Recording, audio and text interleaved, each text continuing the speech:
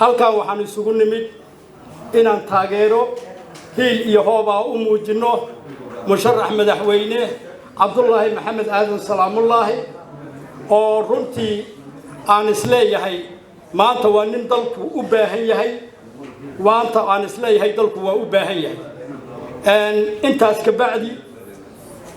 waxaan leeyahay soo dhawow madaxweyne taageero hiil iyo hooba